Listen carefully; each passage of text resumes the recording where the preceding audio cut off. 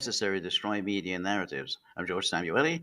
With me today, of course, is co-founder of the Gaggle, Peter Lavelle, and it is 10 a.m. on the East Coast of the United States, which means that it is time for our weekly live stream. So, how are you, Peter, in Moscow?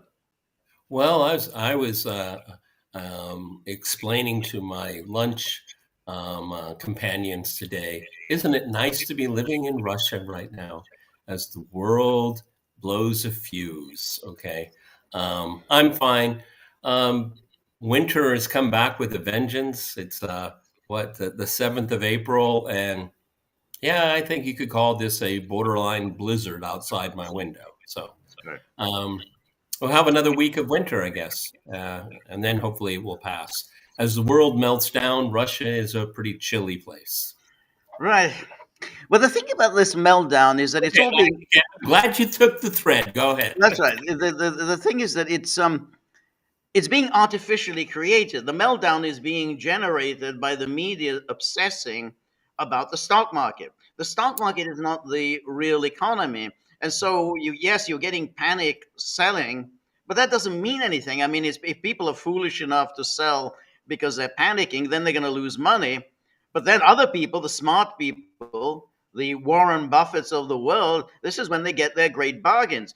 Warren Buffett isn't stupid enough to start selling, in a market when everybody is panicking. So the thing is that this is an artificially created panic, and the media have nothing else to do other than just continue to go on and on and on about what? About the stock market. I mean, it's something it's phenomenal, but this is what they continue to go about in a way to try to provoke and exacerbate the stock market crisis. What's the big auction house in the UK?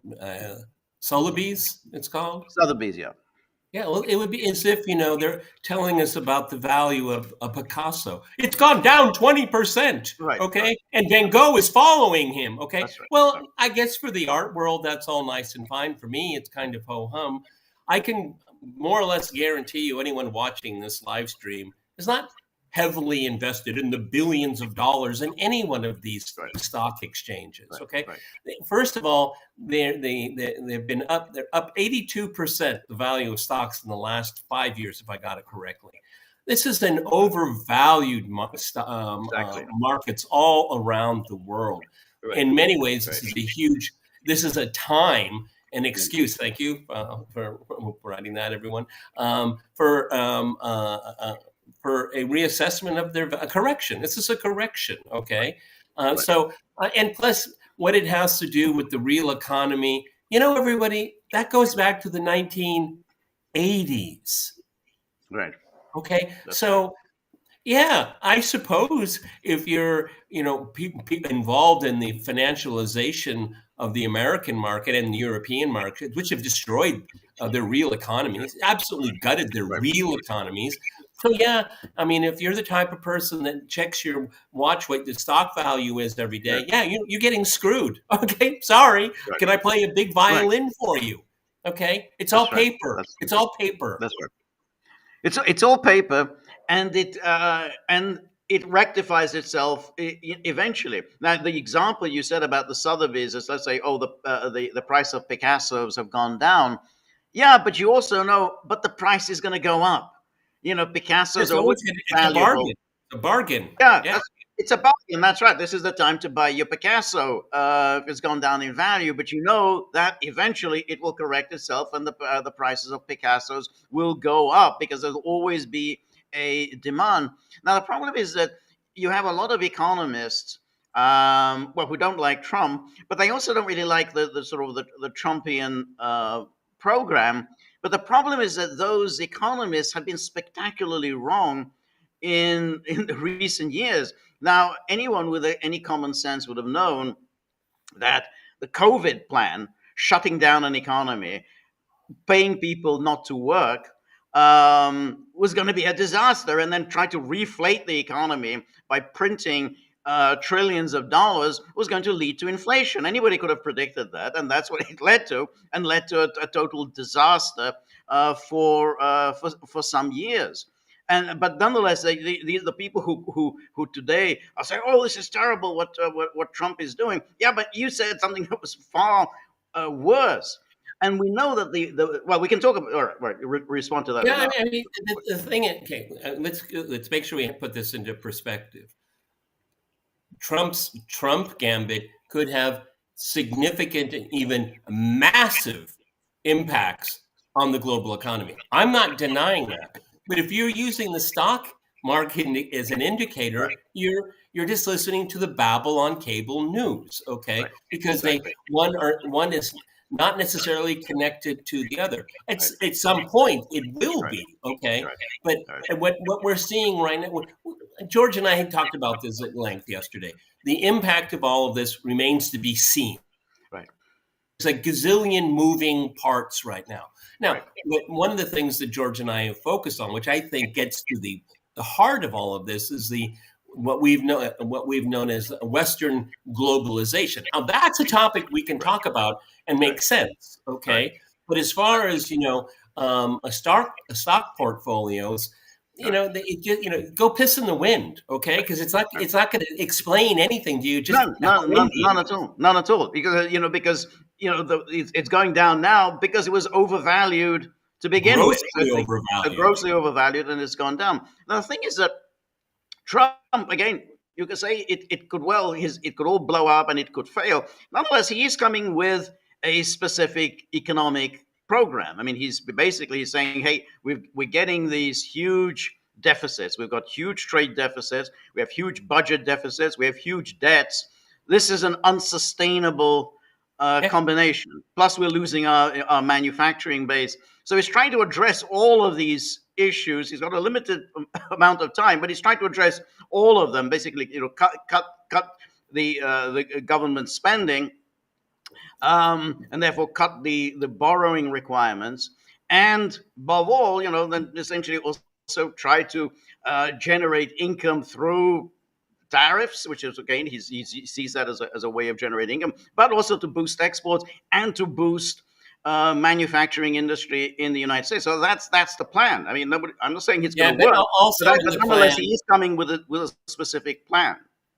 Also, part of the plan is another tax cut. Okay, so right, no, that I don't understand. I mean, given everything George just said, again, the first time we talked about it, I am a tariff guy. I believe in tariffs. I do, but not this way. Okay, this is such a blunt using a blunt object on a massive scale.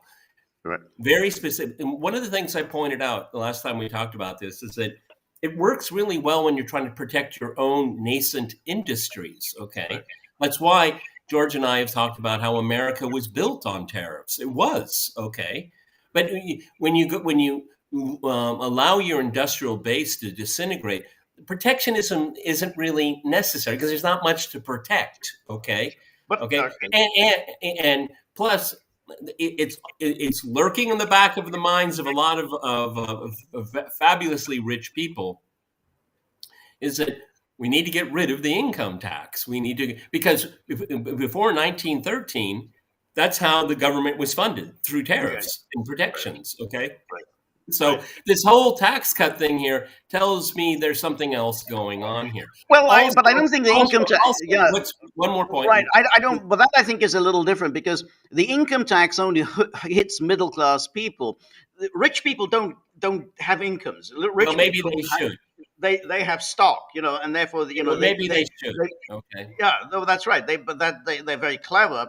That's how they reduce their tax liabilities, by essentially getting paid in stock. And then stock is, of course, then that should start changing. Same rate as income. That should. I agree absolutely. So, that but should income start tax, changing. George is right to point out, when you think about specifically the income tax, that's the way they extract wealth from the middle classes. Right. Okay, that's how you extract. That's it. right. Okay. That's right. And that was Trump. We have to also keep in mind, and that's why we're not blowing a fuse here at all. Okay, is that we're going to have to start understanding how it's going to affect the real economy. They keep telling you about the financial markets. We need to step back and dispassionately look at what's happening to the real economy. Because your favorite toaster didn't change its price in 24 hours or 72 hours. Okay. Right. So the impact of this is way out there. All right. But Right.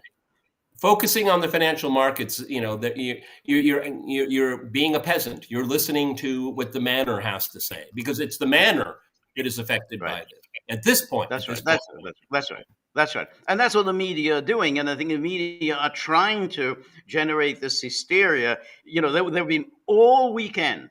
They were sort of waiting for bated breath for when the Asian markets open up, which will be I guess Sunday afternoon, late afternoon, East Coast time. And then are we going to get the big plunge in the Asian markets? And so there was a big plunge in the markets.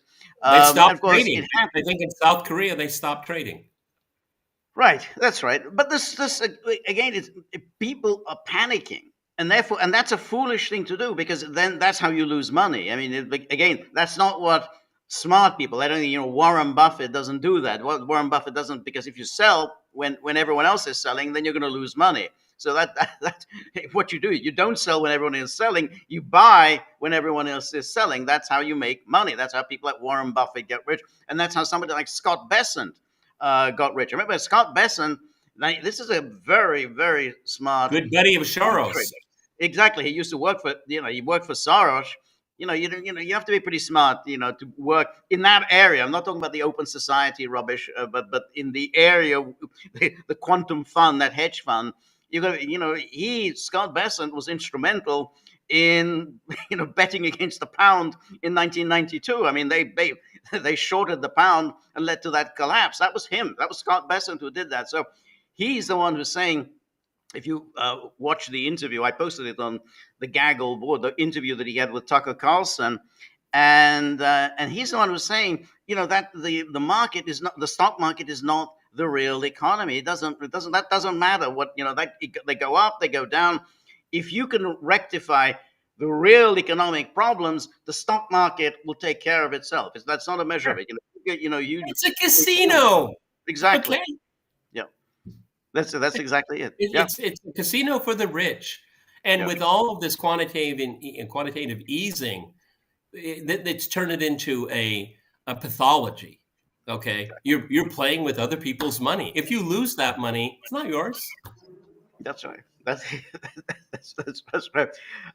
So I mean, but you have to say that we don't know whether the American manufacturing industry will come back. I mean, that's clearly been Trump's plan for many years. I mean, this goes back decades. His plan was the return of manufacturing industry. He also grasped that essentially America has had very low tariffs, while other countries have had much higher tariffs, and above all, the non-tariff barriers. And they managed to build up trade surpluses against the United States. The problem for those countries is that was, you could do it for a while, but at some point, the United States was going to get fed up with it. If it wasn't Trump, it was going to be somebody else. But at some point, a president was going to come along and say, we can't do this anymore. We can't run these trade deficits anymore. We can't just go on losing our industry, shipping jobs overseas, and still be a great power. Somebody was going to come along. And therefore, those countries that were happy to run these large trade surpluses against the United States, well, they've been now caught, with their hands in the cook. They now have to make adjustments to Trump. Well, on this point, Trump is absolutely right. I don't know if he's articulated as the following, but after the second with Bretton Woods and after the Second World War, the United States wanted a strong Europe. They wanted something like the EU. Because it would be part of the Western-dominated bloc as opposed to the Soviet bloc, and they want to be able to trade. They want Europeans to buy American stuff, okay? And they gave them very generous terms, and also they're paying for their defense. I mean, they got the greatest deal in modern history. Okay, a well-educated, cultured people functioning economies, everything, and it was supercharged by the Right. United States. Somebody forgot that, well, this is only supposed to be temporary. Okay. Temporary, I mean, exactly. trading partners, you can go out for a beer afterwards, but during the day, it's a competitive environment. Yep. And since Europe the European Union has a larger population, a larger GDP, they can certainly take care of themselves, and they should be able to compete Right. on a fair playing ground. Okay, Trump's absolutely right about that. But George and I have been saying this way before Trump. Okay, Right. But now they're very concerned, particularly Germany. I mean, Germany has been really dependent on access to the American market, and that's why the Germans are more panic stricken than anyone else about the Trump tariffs. But that's Germany's problem. I mean, it always happens if you have a completely export-driven economy, is you become vulnerable to countries, and whether they're willing to open up their markets. And at some point to say, I don't really like, the Germans just come here and wipe out our auto industry. And so that's been a problem. The Germans are more panicking among all yep. of the Europeans because so much of their economy is dependent upon access to the I American think market. Schultz came out today and said it's nonsense, or it was Mertz. I don't know. I think it was Mertz. Mertz is the one who's saying the panic. It's Yeah. nonsense. Okay. Yeah. I'm sure it sounds really harsh in German. Okay. No, you're right. When you're export driven, you're really, really vulnerable. But everybody, the reckoning was going to come. George and I have been watching this foolish project called the European Union for a very long time. And there's one thing you can count on them doing: kicking the can down the road. Right. That's what they do on everything. Just kick the can down. I'll be out of office. Okay. I'll be gone. I'll have my palace, in Bavaria. Okay. Just kick the can. Let the next guy worry. That's right. Exactly. And that's why they love all the transatlantic community. Oh, yeah, our partnership with the United States. We say, yeah, it was a good deal for you. You had this privileged access to the American market. Americans couldn't get into the European market. You put all sorts of tariffs, non-tariff barriers preventing Americans to get in. And you got them to pay for your military. So it was a nice deal. And so that's why they love these kinds of presidents, like buffoonish presidents like Biden, who would just carry on. Yeah, well, let's keep doing it. Well, they really have complete disdain for Americans privately. Right. Privately, yes, because why would they be so stupid? I mean, really, by 1970, Europe had already essentially got up off its on its feet from the war. Where by 1970, when the Germans revalued the Deutschmark, that was already a testament to the fact that this nice deal that they had with the ridiculously undervalued Deutschmark, they couldn't sustain it any longer, and they had to revalue it. In other words, raise its price, because otherwise it was unfair competition. So that was 1970. So we're now more than 50 years on, and it's like nothing seems to have changed. You're still getting this privileged access to the U.S. market, and you're still getting the Americans to pay for your military. Greetings. The U.S. never wanted Europe to be strong. Only they wanted a trade partner, and if you throw in the security requirements, yes, then they become a vassal. Okay, so I agree. Right. Just a little nuance to it. Yes, that's right. That's right. Well, I think they both retain this. I mean, both the Americans and the Europeans kept things going. The problem was always supposing some president was going to come along and say, that enough already. There were threats, there were various presidents who seemed to suggest, well, maybe we should do something about this, but nothing ever materialized until Trump. And even during his first term, there was a lot of talk. He didn't really do what he threatened to do. I mean, he did put on some tariffs, but they were very. He didn't really do. They were very sector driven. That's right. They weren't country driven. They were sector driven. That's right. But since then, he has taken the tariff thing much more seriously, and he's made this much more of the centerpiece of his policy. I more or less I get the plan, but I don't get the timing. This is going to be if it works, this is a very long project, everyone, a very long one. To reindustrialize the United States, that's a momentous project. Momentous. Right. And if you look back when you had a government private sector partnership, it was the Second World War. And the Roosevelt administration made it very attractive for business because there was an industrial base. Right. You need locomotives. How many do you need? How many companies make locomotives in the United States right now? I don't know. Very few, I would imagine. We need, eventually they were building a cargo ship a day. A day. Right. In 1944, 1945. Right. I mean, is that even remotely possible? I don't know. I guess we'll just have to see. I mean, but again, the problem is that we're so mired in this economic orthodoxy, which is basically free trade. So, well, we don't have to make locomotives. Let somebody else make them. We'll do whatever we do, and then that's it. And that we lost out on this. We lost out one industry after another because of this free trade dogma. Well, it doesn't matter. We're not going to do that anymore, but somebody else is going to do something that.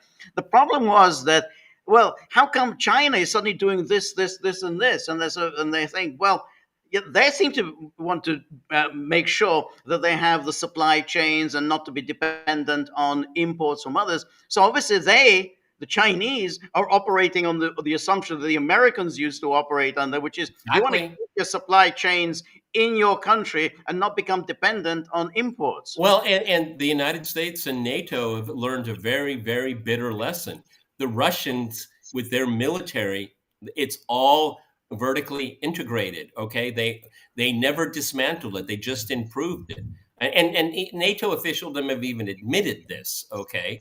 And they don't rely on essentially not on anyone else. I mean, they talk about the North Koreans and Iran, but I find that to be footnotes at the end of the day. But George is absolutely right. I mentioned locomotives. I've seen a lot of locomotives outside of the United States, and they're kind of nice. Okay. Right. Yeah. Exactly. And that's the thing. I think you can absolutely produce as much as possible in your country, and you say, oh, well, we don't. Why would we want to waste our time producing tennis shoes? Well, I don't know. Maybe it is not a bad idea to have sporting goods produced in the United States. That people like sporting goods. Everyone likes sport. Why do we have to get them imported? Why does they let the Vietnamese do that? I mean, yeah, absolutely, you can do that. So I absolutely think that this you can easily do this, because the alternative, which is somehow you're doing financial services and the manufacturing is taking place somewhere else, that isn't doing your country any good. You're not becoming a great power that way. You become dependent on others, and you're impoverishing your own populace, because a lot of people, they don't play around with paper. They don't do advertising, PR, and whatever. They're basically doing nothing. And that's been a problem in the United States. Yeah, and part of the problem is, and it went on steroids during the Biden administration, is weaponizing the dollar. So let's move away from the dollar because it's dangerous. It's dangerous for your country. And so, all of these things together. I mean, George is right. I mean, Nike sportswear. It's popular. People want it. And if you produce it, let's say in America, if you can control not the supply chain, but the value chain, that's where you're making some serious money, okay, off of producing something, not buying stock in it. Okay, they're totally different things. And so you have Wall Street, which I could care less about. If they disappeared this evening, I wouldn't notice tomorrow. I really wouldn't. Okay. No. Because they're parasites. They're parasites on a deindustrialized market. That's right. They're entirely parasite. They're in the business of buying out companies. Saddling the remnants of a company with the debt and to ensure that if the company just completely go out of business, But the people who actually arrange these buyouts, they're the ones who are making a lot of money. They're the ones at Wall Street who arrange these leveraged buyouts, make a huge amount of money, but it's the workers who then have to shoulder the debt burden. And basically what's left, the husk of the company that's left, is inevitably goes out of business. Wall Street, however, has done very well out of it. So all of this has been going on really since the 1980s. The complete financialization of the economy. And that's why you had that creature, Mitt Romney, who ran for president. He was in 2012. And this is how he made his money, Bain Capital. What he didn't do anything productive himself. He was basically parasitically battening onto other companies, having these leveraged buyouts, driving the company out of work, driving workers out of work. But he became very rich. And very often you would just strip out where the value of the company was. Okay, that one part we can separate we can let the rest of it just wilt and die. We want this part of your company, and you take it out because it's where the profit is made. That's what they did. Right. They're very, very smart, but super cynical people. This company is worthless except for this one division. They're innovative. Okay, you just take it. That's right. And then you sell it. That's right. That's right. So I find I think Trump's policy here, I think, is understandable. What I find less understandable is Trump's Middle East policy. Now, Bibi Netanyahu is coming to the United States today. He's arriving today. So having spent the last few days in Hungary, obviously nothing much going on in Israel to hold his attention. I assume that he's going to have to deal with the 17% tariff that's been leveraged against Israel. Now, what I thought was interesting is that, why I've always been puzzled about Trump's attitude to Israel is that, he doesn't have that great attachment to Israel. He hit it with 17%. That's a lot more than he hit many other countries, but he hit it with 17% because, hey, they're ripping us off.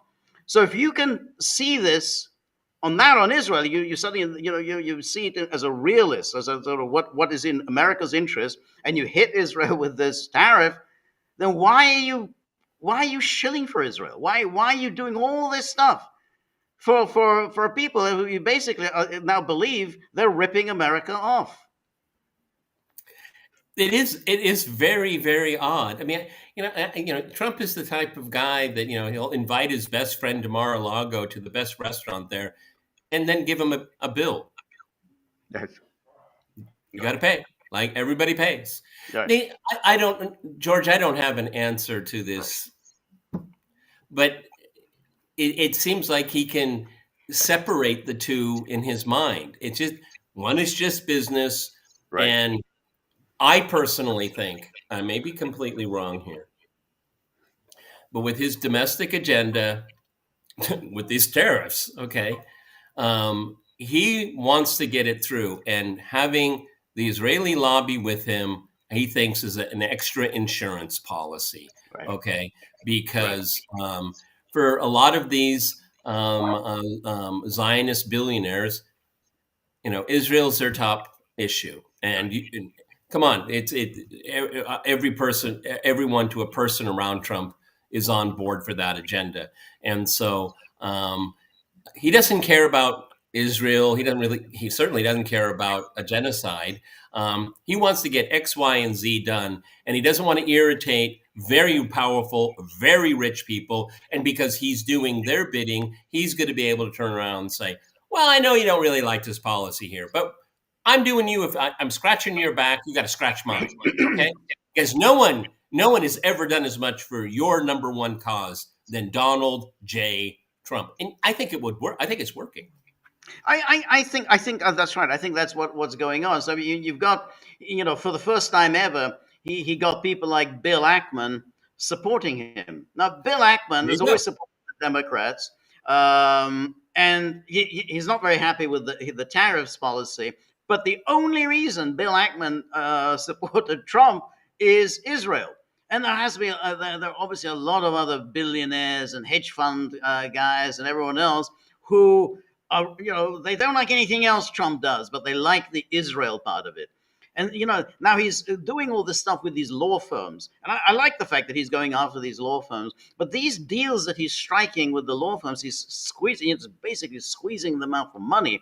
But this money that they're going to be putting forward, they're all to help pursue his anti-Semitism agenda. Whatever that means. We're ready to do pro bono work for you in your anti-Semitism. I don't even understand why anyone has to do pro bono work for the government. I mean, the government can do it, but nonetheless, these law firms are ready to do this. So I agree with you. I think that these very rich people, rich financiers, rich lawyers who hate Trump, but the thing that they care most about in the world is Israel, and that's the way he gets allegiance.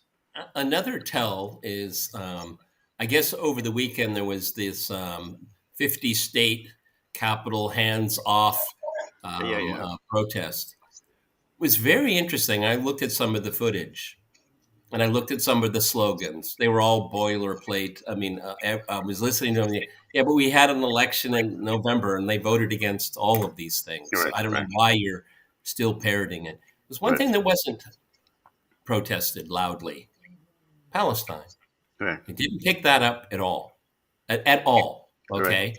And the Democratic Party knows exactly the same thing. I mean, if they're going to get off their knees, they're going to have to play it very cool with the Israeli lobby. Okay. Yeah. They don't want to offend them. Trump is evil in every respect, but not on this issue. Okay. Yeah. Very interesting.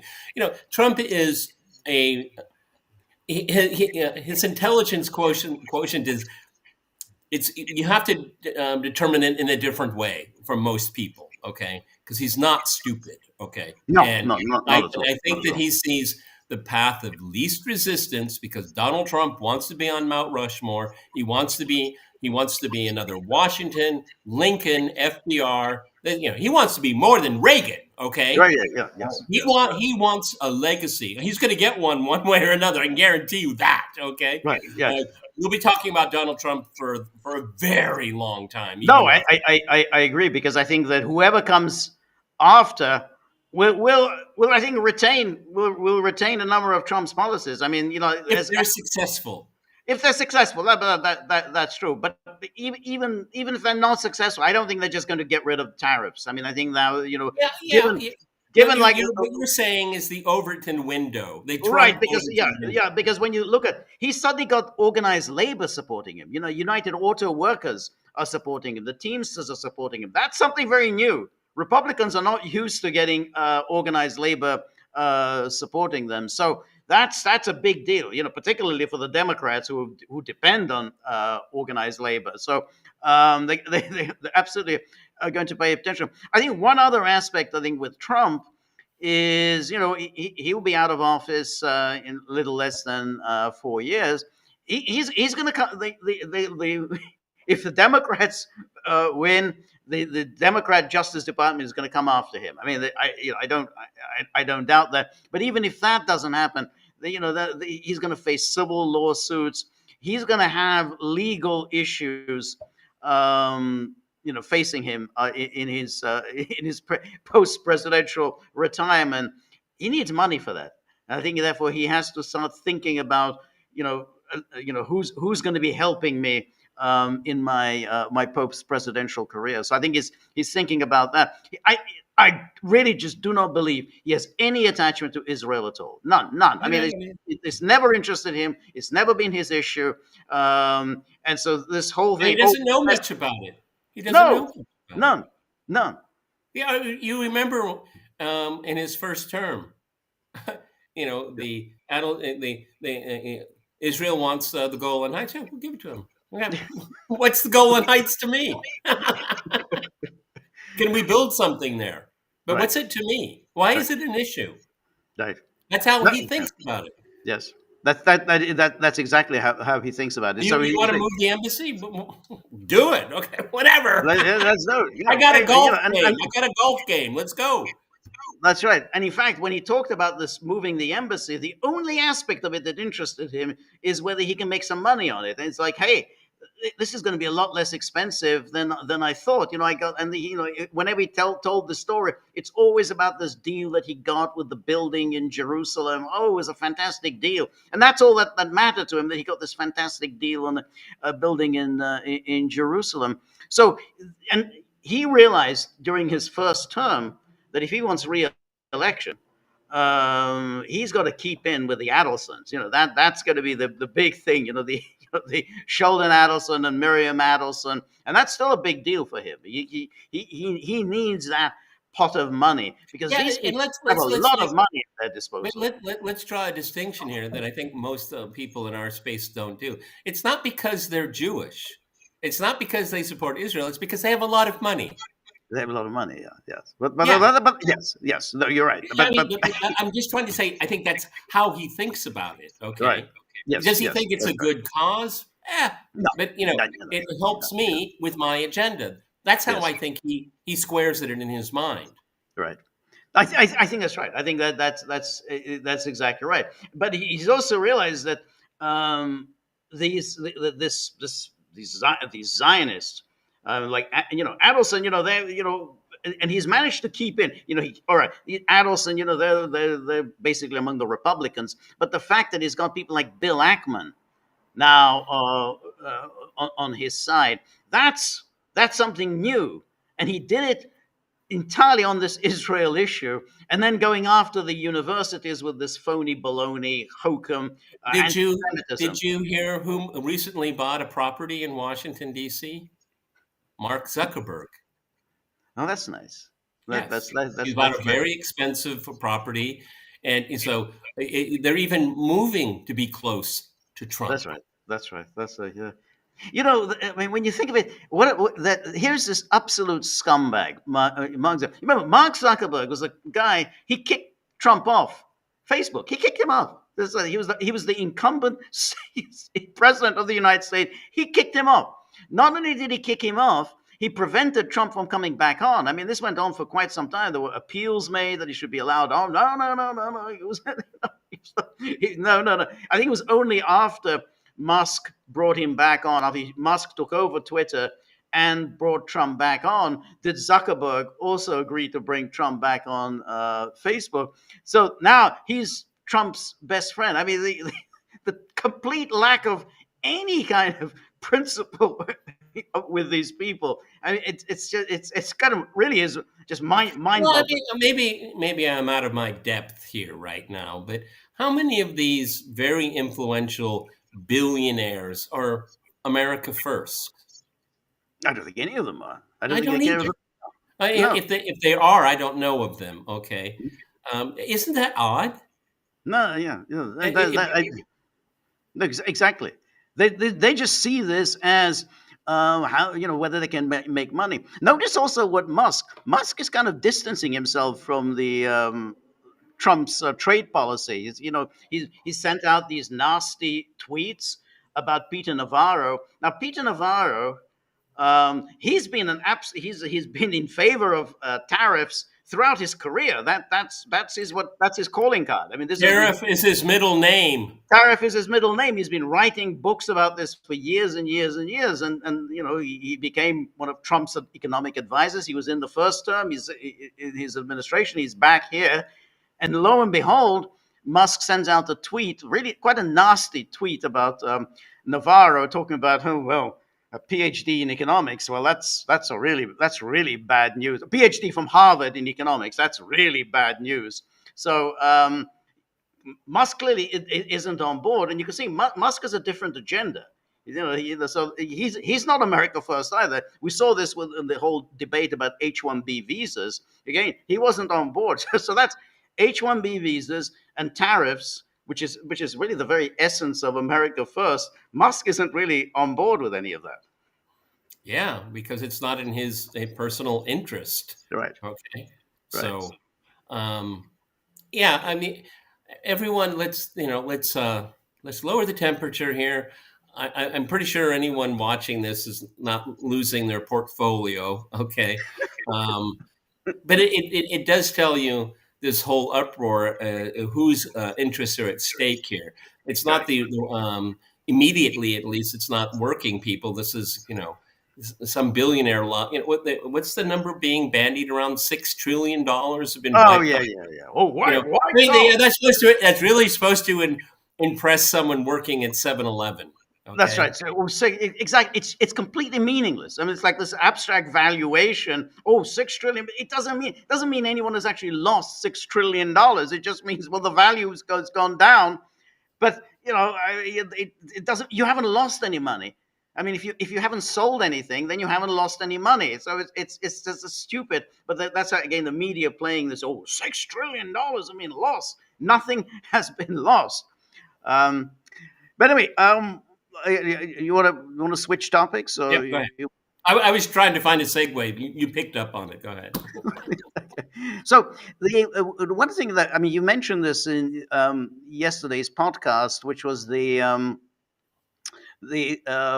issue of Bucha, which was, remember, this is because we talked yesterday about the ICC and about the hideous Kaya Kalas, always talking about Russian war crimes and so on and so forth, and the heart of the claim that Russia committed these terrible war crimes is, of course, Bucha. Now, if you recall, it was one of those cases. The Russians withdrew their forces. No evidence as they withdrew their forces that there were any atrocities. Income Ukrainians and, of course, their advisors, and lo and behold, they find bodies. This trick is a very familiar. Anyone who followed the wars in Yugoslavia in the 90s, there was always a familiar exercise, which is, the Serbs withdraw, the Serbs' enemies come in along with their NATO advisors, and we have found evidence of a massacre. Whoa! Funny, no one had actually seen any of these bodies before. Now suddenly, look at this. Wow, just as we said, the Serbs carried out massacre. So this was a familiar exercise. But anyway, there was a presentation at the UN Security Council last week given by Dmitry Polyansky, who is our friend. He's appeared on the Gaggle, and he said some interesting things about Bucha. I thought we'd just listen to a little bit of it, and then I'll post the rest of the video on our locals board. And hope this works. Okay. All media agencies of the world published breaking news. Hundreds of bodies were found on the streets of a small Ukrainian town of Bucha near Kiev. All of them with their hands tied. Most of the Western media outlets unequivocally and squarely blamed this massacre on Russia, and Bucha since then was deliberately and consistently turned into a symbol of Ukrainian martyrdom and alleged Russian brutality. This small place has become a quasi-obligatory destination for any foreign delegation visiting Kiev. In this propaganda exercise, all the blanks, false claims and discrepancies of the official version of events were deliberately disregarded. But let's ask ourselves a simple question. Do we know what really happened in Bucha 3 years ago? Do we care about the truth? It's obvious that as far as the Kiev regime and its Western backers are concerned, they definitely don't. And they don't want the others to ask these questions too.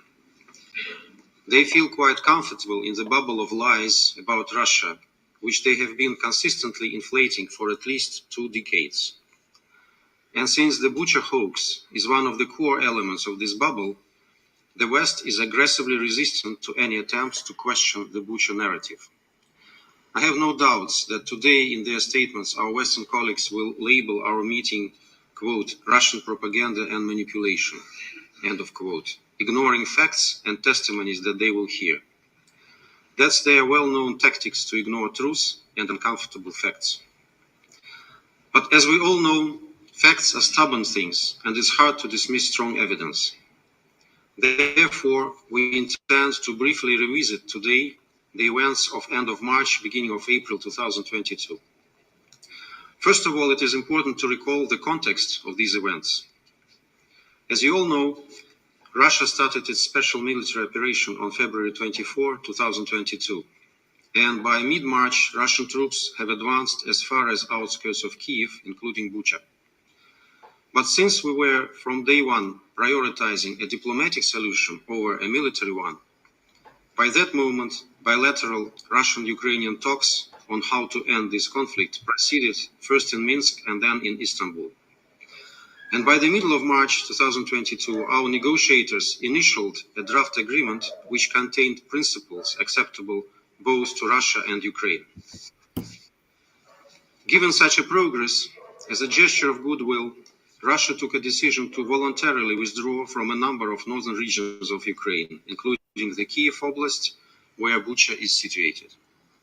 To give you an idea, we will show you a slide with two maps depicting the territory controlled by my country in Ukraine on March 15 and April 5, and you will see the difference.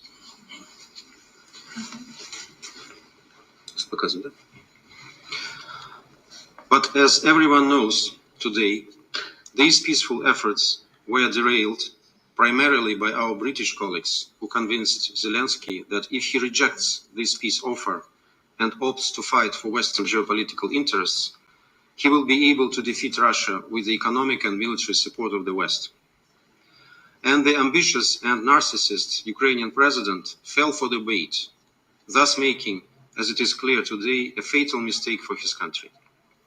But then everything looked different, and the task was to create an unbeatable pretext that could convince his countrymen and the international public opinion that agreeing on something with Russia was not an option. Here came this idea of a terrible false flag operation in Bucha, jointly implemented between April 2 and 3 by Ukrainian Special Services and MI6. Later, British Prime Minister Boris Johnson capitalized on the international outcry after discoveries in Bucha, and together with Zelensky announced in Kiev on April 9 that instead of signing an agreement with Russia, Ukraine will continue to fight, and the West will actively help it. And before that, our British colleagues who were presiding over our council in April 2022, in blatant disrespect to their mandate, rejected our request of the urgent meeting on Bucha provocation that were tabled as early as April 3, thus displaying their clear involvement in this provocation. This unprecedented disdain for the Council working methods is documented through our letter circulated as an official document of the Council. Colleagues, facts are indeed stubborn things, so let me briefly walk you through major discrepancies of the Bucha narrative. On March 30, 2022, following another round of talks in Ankara, the Russian Ministry of Defense announced the withdrawal of forces from several regions, including Bucha. On March 31, the Bucha Town Council released a video statement from Mayor Anatoly Fedoruk, who announced the liberation of Bucha and confirmed that there are no Russian troops in the town, without mentioning any mass atrocities, dead bodies, killings, graves, or anything of this sort. Let us show you the video posted by Mr. Fedoruk. As you will see, he appears happy and smiling. It is hard to imagine that he would act this way against the backdrop of an alleged massacre in the streets. Друзі, шановна бучанська громада, 31 березня йде історією нашого населеного пункту, всієї територіальної громади, як день звільнення від російських орків, від російських окупантів, нашими Збройними силами України, наших населених пунктів.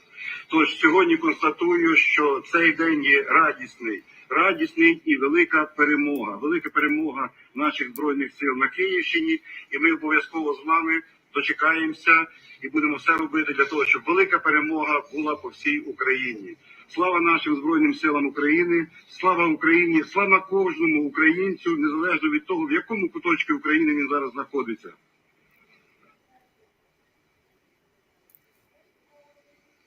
So it's March 31st. On April 2nd, 2022, the National Police of Ukraine shared footage on its Telegram Messenger channel showing Ukrainian special forces entering Bucha which you see on the screen. The footage shows no dead bodies in the streets. The police personnel interviewed several people in different locations across Bucha, yet none of them mentioned any massacre or mass killings. The camera also captures broader areas behind these people with no dead bodies in sight. To sum up, for 4 days after the Russian military left Bucha, there was not a single sign of any atrocities. I repeat, not a single reference to it anywhere. There were also numerous images of photojournalists swarming around the streets of Bucha during these days, taking pictures on top of one another. The pictures themselves were rather standard for a conflict zone: burned military equipment and damaged surroundings, which is explainable since Ukrainian forces had been heavily shelling the town while Russian army was there. But what is missing on all these early photos of Bucha immediately after withdrawal of Russian forces are bodies and the signs of mass executions. Let me draw your attention in this regard to another infamous video that was posted by a certain Ukrainian neo-Nazi Serhiy Korotkikh, the leader of the Ukrainian territorial defense units that entered Bucha after the withdrawal of Russian forces. It depicts members of his unit discussing whether they should shoot people not wearing blue armbands, the sign indicating support for the Kiev regime. And you understand that these could be only civilians, as the Russian forces had left the town 4 days ago. The commander's affirmative response is clearly heard, permitting such actions. Although Korotkikh hastily deleted his video, copies remain accessible online.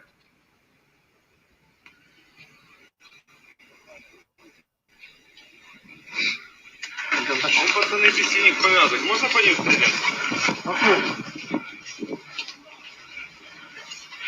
Он так спешил, что аж заехал на кентап.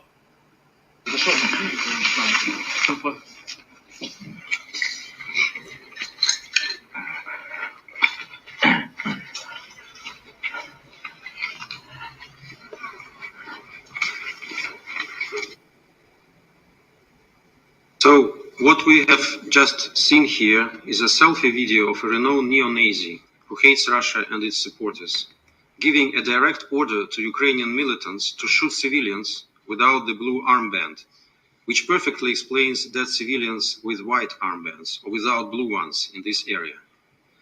If it's not a smoking gun, what is it? Okay, so that's an introduction. I mean, it goes on for a little bit after that, but there's a lot of very interesting material there, and I think everybody should watch that, precisely because when you get this kind of definitive history, it all just gets repeated, and everybody and then say, well, I don't know, I mean, you know, it must be true because everybody keeps repeating it, and no one wants to be the naysayer and questioning official history. I just want to know what happened. I don't want to apportion blame right now. There is a claim that a massacre was committed. Okay, let's find out the facts. Okay, I didn't say Ukrainian or Russian or neo-Nazi. I didn't say that. I'm just saying what happened there. As I pointed out, I think it was yesterday, the Russian representatives at the UN have said, well, give us the list of the names of the people who were killed. They won't give any information. Can you show us the forensic investigation that you've done? Nothing. That's right.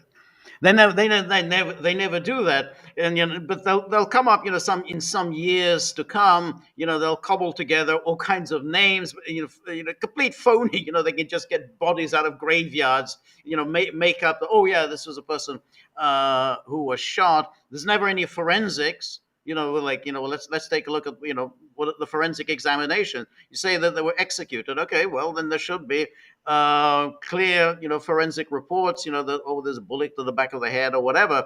But they never do that. Instead, you just get repeated, and then, you know, remember that footage on Ursula von der Leyen. She went to Bucha and did that little. You know, you throw herself back, and then you have the Kaya Kallas. But it's part of the propaganda that gets repeated and repeated, and then people just give up. You know, their resistance breaks down because they say, well, who am I to question official history. Yeah, that's why I really admire Aaron Mate, because remember the Assad gassed his Yep. own people That's story. right. Well, here's an intrepid, smart guy that did the hard work, Yep. and he was able to confront Right. members of the UN Security Council, and the British and American essentially just get up and walk away. They don't want to be No. challenged. No, Okay, that's right. They let's always just do that. find out what happened, and then Yeah. you can make who should be held accountable or not.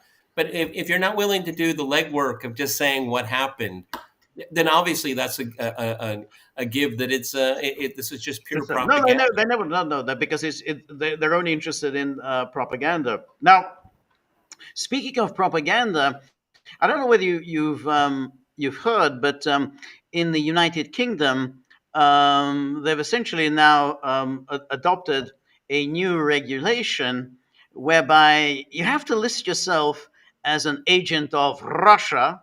If you don't, you go to prison. So I just want to show you. This is kind of interesting, because after all, we're used to all the cajoling and bullying of Georgia. How dare you have your foreign agents law modeled on Russia? But apparently, they've got this in the UK. Let me just show you this. Can I? Yeah, as you're finding it, before the special military operation, approximately half of the guests on my program are from the UK. Yeah. Now everyone is afraid. Right, Everyone with good reason. So this is from the government of the UK. It says Russia to be placed on foreign influence registration scheme. The Russian state will be specified under the enhanced tier of the foreign influence registration scheme as regulations laid in Parliament for implementation.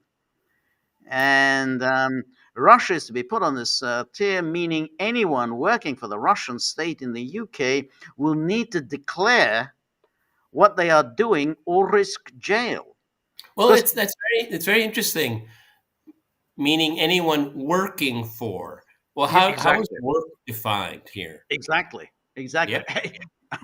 I would think almost anything at all, anything else, since they regard almost any Russian as, by definition, working for the Russian government. Then, if you have any dealings with any Russian, you could be just taking your life in your hands. You're going to prison. And here it says, this is a tool to help protect our democracy. The way we protect democracy is to outlaw democracy. It's always, the best way to have free speech is to outlaw free speech. The democracy, economy, and society from covert, deceptive, or otherwise harmful activities against UK interests. What if the truth is being spoken?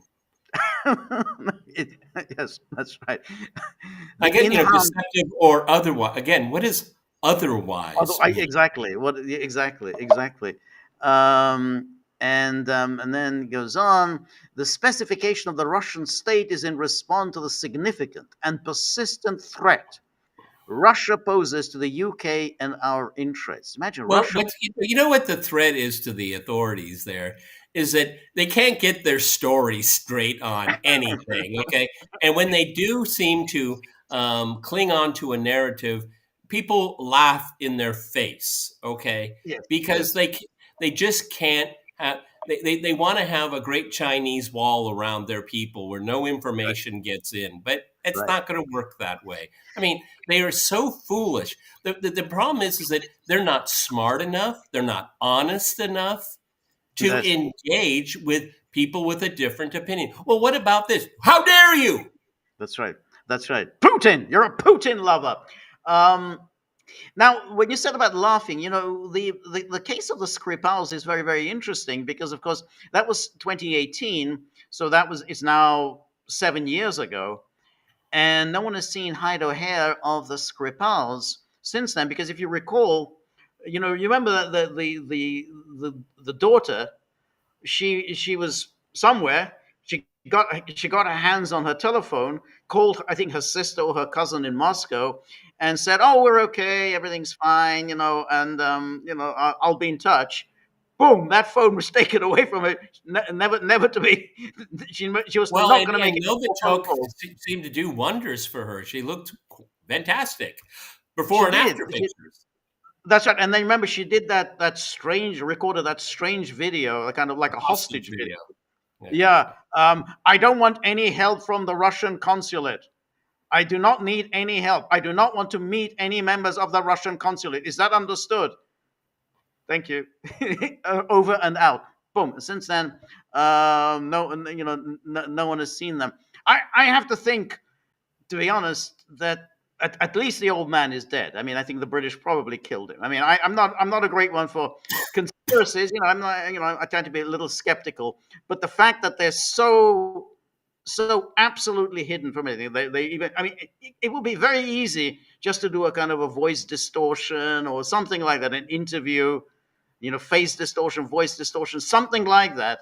Well, The fact that none at all, it makes it very suspicious. Litvinenko, Boris Berezovsky.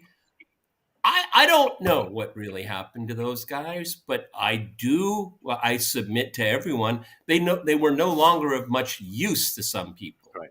Yeah. I'll leave it at that. Yes, quite so. Anyway, let's go back to this announcement from the UK authorities. This is real, right? This is real. I know it's hard to think. And it says that the specification of the Russian state is in response to the significant and persistent threat Russia poses to the UK and our interests, which has only increased in recent years. Russian hostile acts on UK soil have ranged from the use of a deadly nerve agent in Salisbury, malign cyber incidents, which included targeting UK parliamentarians through spear phishing campaigns. So they get, spear phishing. So you get idiots who kind of click onto obviously spam, and then they blame it on Russia. I mean, everybody gets spam in their email boxes. You don't click on them. Oh, that's a Russian spear phishing campaign, as well as espionage and arson. So that's nice. So the Russians are also doing some arson here. What's the thing? Is some kind of pyromaniac is involved in this? I mean, what's arson have to do with we'll take down the regime by burning a liquor store, like a warehouse somewhere in the East End of London. Yes, yeah, that's right, exactly. The government is bound to tumble after this one. And then the political tier requires the registration of any arrangement to carry out political influence activities in the UK at the direction of any foreign power. Any arrangement. Exactly. I don't know what the hell that means. What does that mean? I don't know. It doesn't sound good. What is political influence? Exactly. How do you to carry out political, it could be anything. I mean, exactly. You could interpret anything can be political if you put your mind to it. Exactly. If you were to say, well, I think Boris Johnson deliberately sabotaged the agreement. Lock him up. Lock him up. Exactly. That's a political influence. Cuff him, Dan. Carry it out. Cuff him. That's right. And it said, and then the security minister, some guy called Dan Jarvis, said, the political tier will make it easier to identify covert influence and better protect against it. What do you mean easier to identify covert? Exactly. You're going to define it. It's going to be covert no matter overt or covert. That's in the eye of the beholder. That's right. So it becomes easier because basically, if you don't do it, then you go to prison. So therefore, they're essentially what they're doing is coercing people. You better go and register that you've had some dealings with Russia. Then when you're registered. Then we know the next few steps. Okay. Exactly. That's what it means. Well, how is it going to be easier to identify? The only thing is that people are going to volunteer to say, I met this Russian guy at the pub the other day. Maybe he's working for Putin. I don't know, but it's better safe than sorry. Yep. Become a snitch for us. That's right. That's what it is. It will also mean that MPs can verify if someone they are considering talking to is acting on behalf of a foreign government. So, in other words, MPs are going to have to also, report. Oh, somebody or other, has called me, and maybe he's working for the Russians. I don't know, but I mean, I'm just reporting this, so they can make an informed choice about whether to engage. Informed choice about whether to Who will engage. determine if it's an informed choice? The So this government. but you can meet Qataris, you can meet Israelis, you That's can right. meet Syrians under the new government in Right. Syria. Right. You can meet all kinds of people. Right. That- That's right. I mean, Yeah. this is, again, it makes it so easy to ridicule these people. That's right. Yes. And then it says the tool provides transparency and will have the ability to prosecute individuals for non-compliance. By laying these regulations today, the government will be giving sectors 3 months to help them prepare for the scheme. During that time, the government will work closely with the relevant sectors, including academia and business, to ensure they understand their obligation, comprehensive guidance to help anyone who may need to register to understand their responsibilities under the scheme has been published online. Now, all of that to me sounds quite chilling. Basically, it's encouraging snitching, and you have to also wonder: is Britain at war? I mean, are the British at Yeah. war with Russia? I mean, so you're now casting this enormous amount of suspicion on people that maybe you are talking to somebody or other who's talking to somebody else and who is helping our enemy. This is Yeah, I quite saw quite chilling. guys drinking some Smirnoff in the park. I That's just right. thought I'd tip you off. That's right. Okay. Exactly. And they sounded, to be honest, like they had Russian accents. Russian accents. They're quite distinct. So yeah, I want to report this. Good man. They will write it down. So, but of course, if you don't report it, I mean, then you're facing I prison. see collusion here. You're colluding. That's right. Being Now, deceptive. presumably, I think somebody who I think does I mean, I don't know, but if you appear on RT, sounds to me like you could be liable to going to prison under this regulation. So Yeah, because when they're on my program, I'm sending secret signals, that's right. messaging. Exactly. Use What I my want hand, you to do. use That's my right. hands in a very specific way. I'm sending That's right. messages. Okay. I'm going to Sometimes, set fire to sometimes a I nod warehouse. my head in a very peculiar way, sending a message. That's right. Yes, I must burn down this warehouse. I must burn down the warehouse. I'm going to catch the tube to the East End and burn down a warehouse.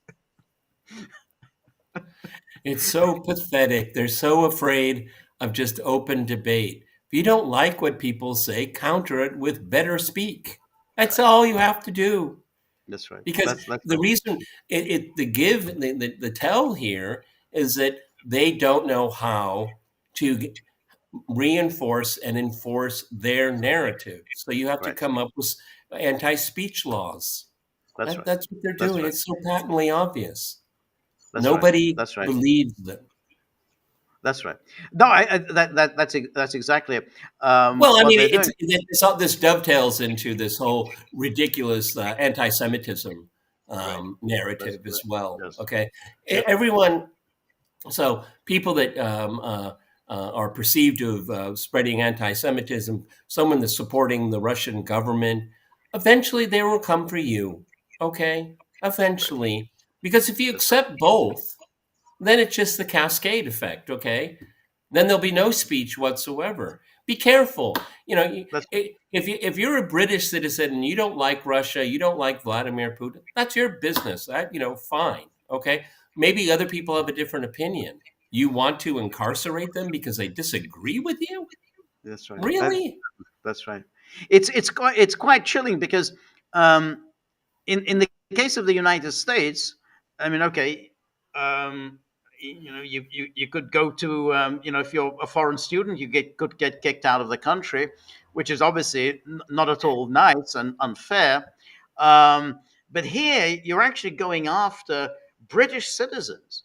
British citizens are being threatened with going to prison for no reason. There's no these are they're not doing anything at all against the British state. They're not threatening in any way the British state. They're not working for Russia. There's no war between Britain and Russia, and you're threatening them with prison.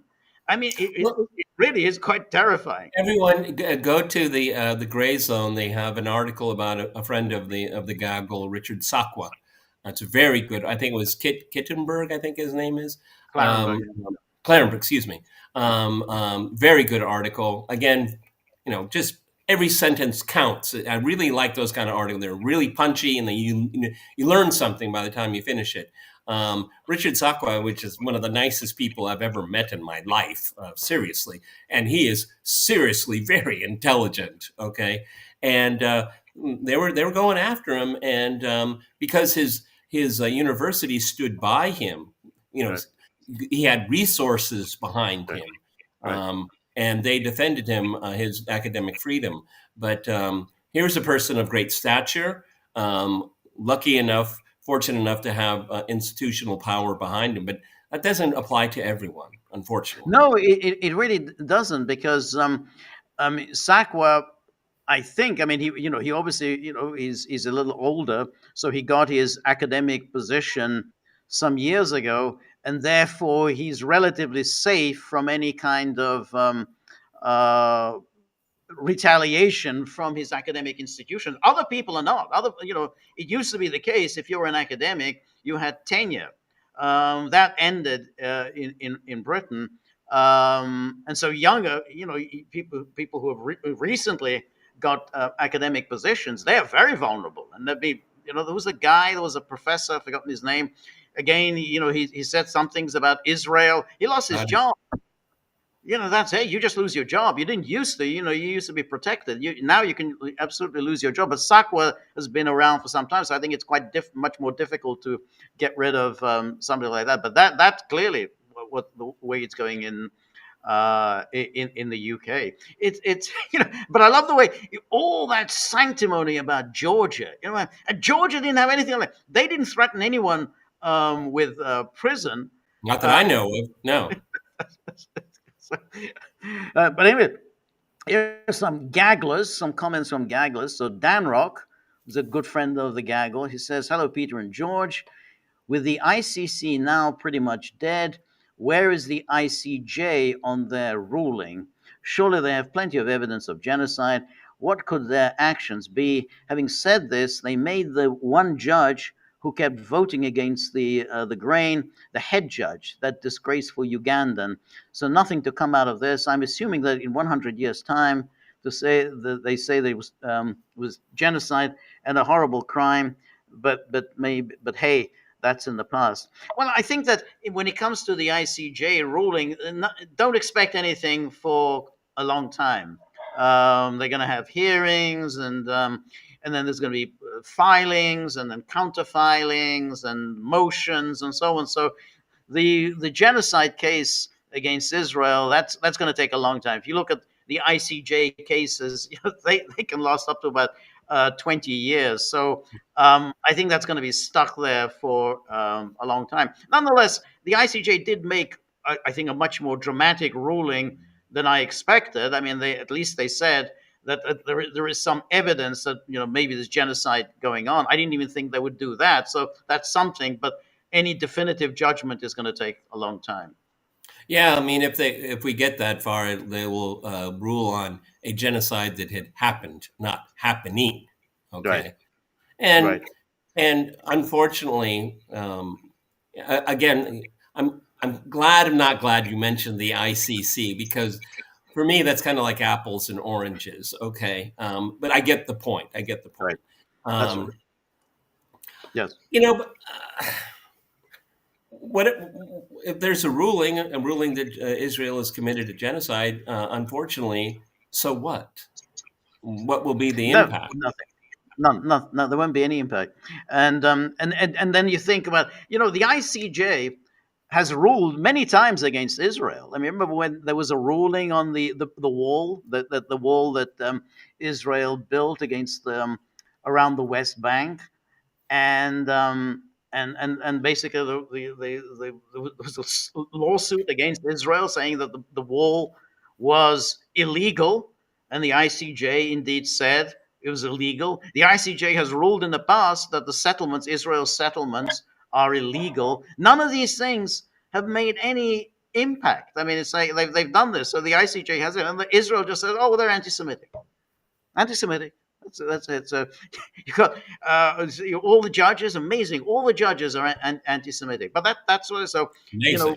even if they rule they committed genocide, Israel will say, yeah, because they're anti-Semitic. Yeah, and again, going back to the gray zone, this Ugandan judge in her ruling on the potential of Israel committing genocide, a good part of her ruling was plagiarized. It's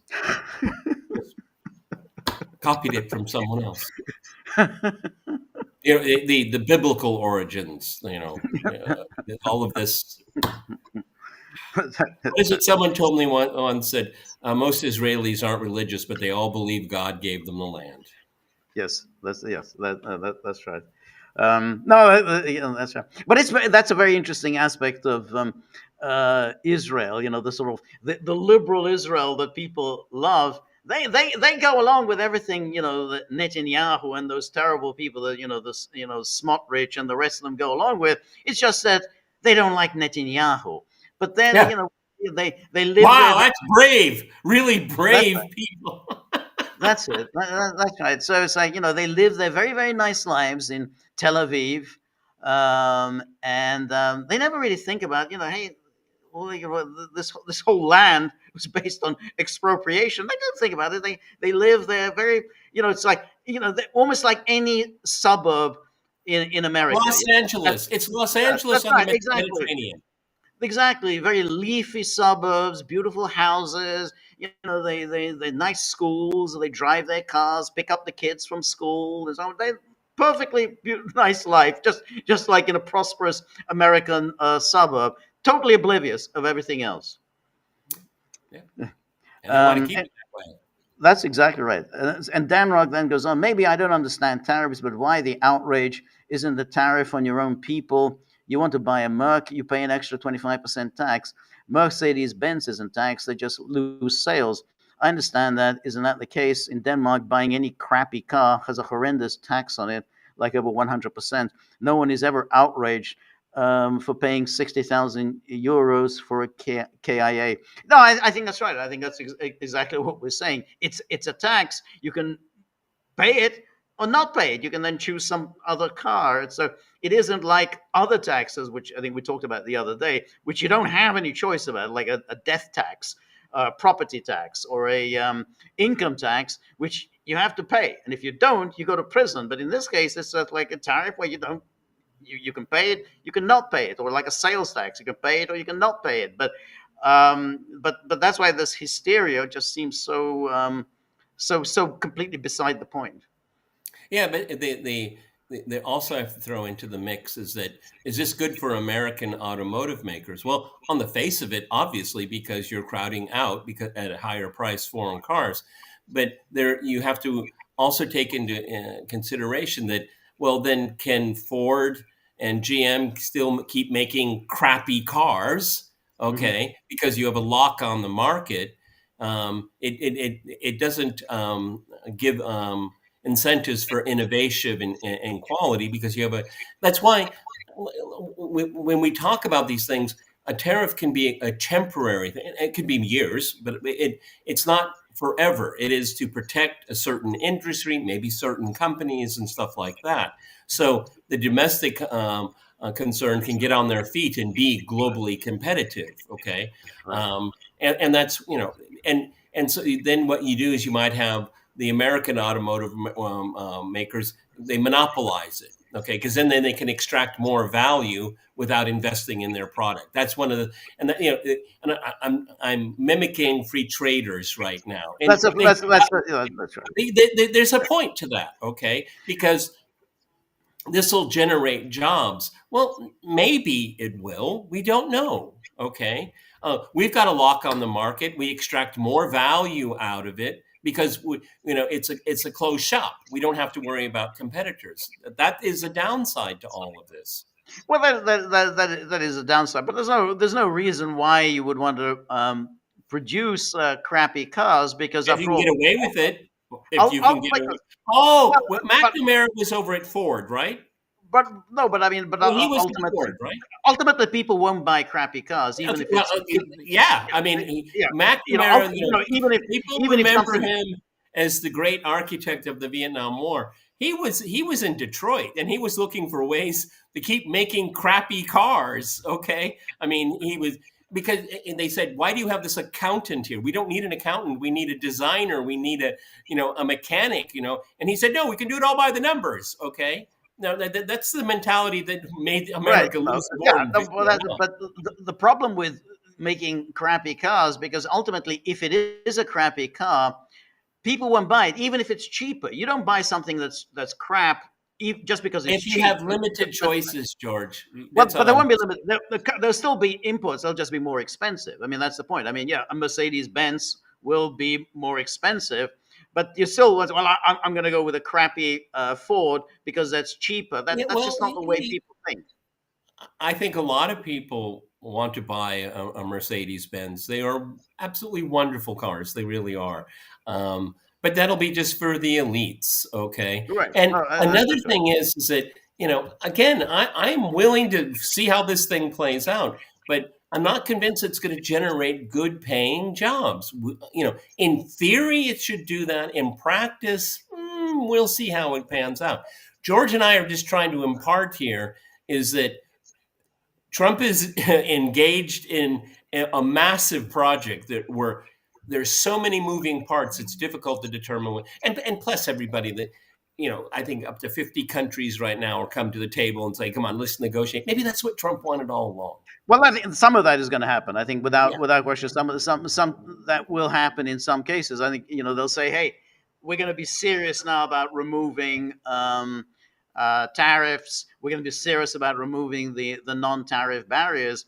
And that would somehow be new, because I remember the years and years during the 1970s, 60s, 70s, 80s, when he came to Japan, and there were all these, every time there was any meeting with the Japanese, everyone would come along and say, hey, you're basically running this economy. It's an export-driven economy, but nobody can get into your market. And you're doing this deliberately to prevent others from getting to the market. And you say, because you've got all these non-tariff barriers. And we know this exactly. Hey, that's why there are no non-Japanese cars in the Japanese market. And no one is able to get the Japanese to move until this may be a way to get them to finally to move on this issue. I was living in California, growing up in California, and I remember, George, I remember the orange grove farmers.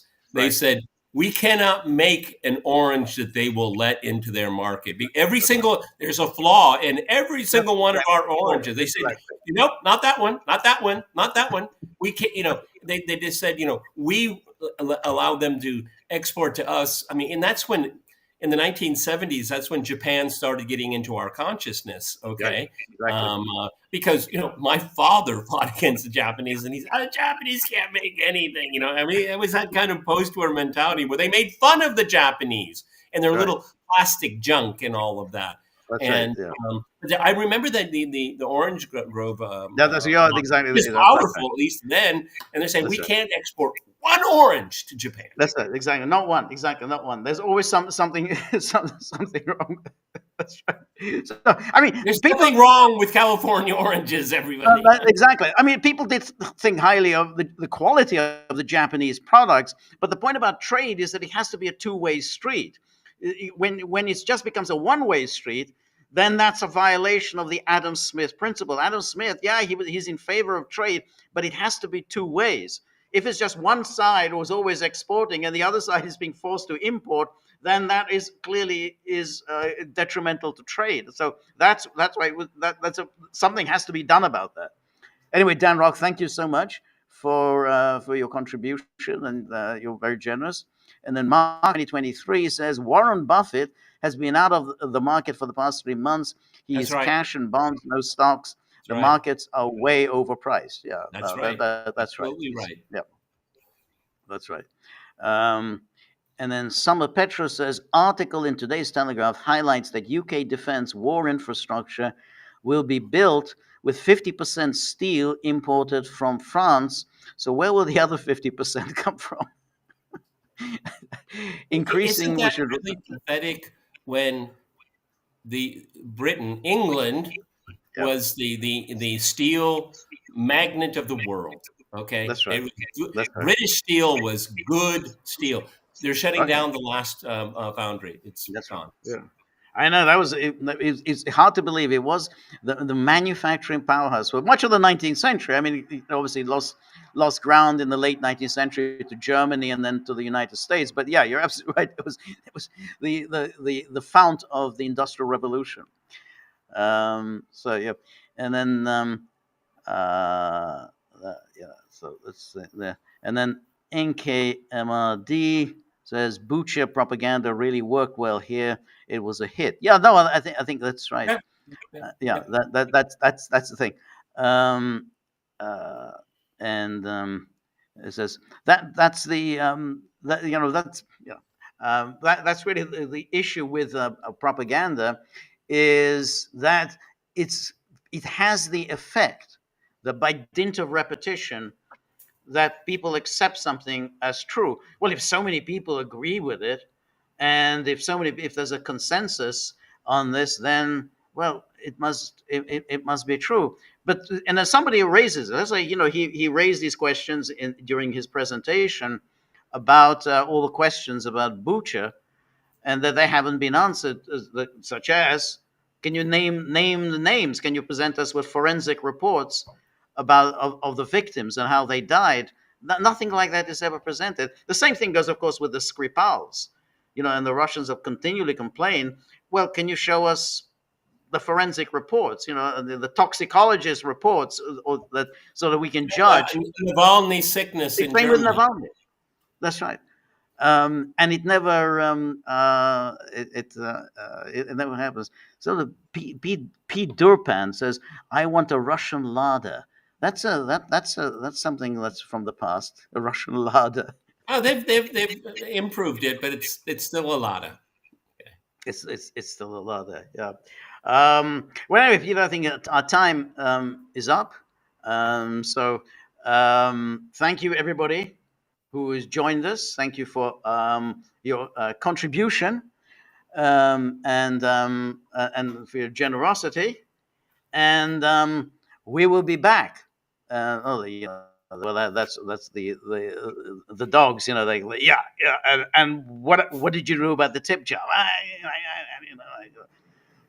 Incidentally, there's a dog that lives in my house who absolutely goes crazy when he sees me. I mean, with anger. I mean, he's just ready to attack. Small dog, and the owner always has to keep this dog, just a terrier. He has to keep him on a leash. As soon as he sees me, he just goes crazy. I'm getting a feeling that your dogs have communicated with that dog, and then he's heard these bad things about me. That's why never underestimate the Canine International. That's right. They do. I think they do gossip an awful lot. Anyway, so thank you very much. We'll be back same time next Monday. Till then, all the best. Bye-bye.